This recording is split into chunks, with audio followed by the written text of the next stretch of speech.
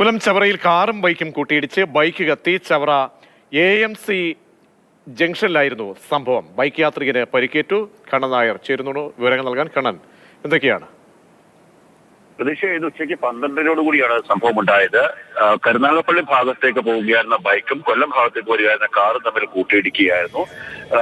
Bike യാത്രക്കാരനാണ് പരിക്കേറ്റിട്ടുള്ളത്. ഇടിയുടെ ആഘാതത്തിൽ bike തെറിച്ച് ഈ ദേശീയപാത നിർമ്മാണത്തിലിരിക്കുന്ന സ്ലാബുകൾക്ക് മുകളിലേക്ക് വീണു. അവിടെ വെച്ച് ഈ ബൈക്ക് പൂർണ്ണമായും കത്തിനശിക്കുകയായിരുന്നു. ബൈക്ക് ഓടിച്ചിരുന്നത് കായംകുളം പുതുപ്പള്ളി സ്വദേശിയായിട്ടുള്ള പ്രണവ് എന്ന് പറയുന്ന യുവാവാണ്. ഇദ്ദേഹത്തിന്റെ കാലിന് പരിക്കേറ്റിട്ടുണ്ട്. ഇദ്ദേഹത്തെ ആദ്യം കരുനാഗപ്പള്ളി താലൂക്ക് ആശുപത്രിയിൽ എത്തിച്ചു. അവിടെ നിന്ന് വിദഗ്ധ ചികിത്സയ്ക്കായി കൊല്ലത്തെ ഒരു സ്വകാര്യ മെഡിക്കൽ കോളേജ് ആശുപത്രിയിലേക്ക് മാറ്റിയിരിക്കുകയാണ്.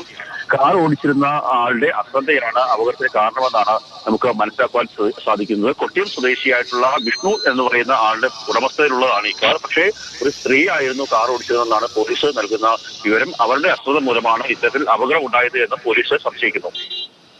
ശരി, കണ്ണനാണ് കൊല്ലത്ത് നിന്നും വിവരങ്ങൾ നൽകിയത്.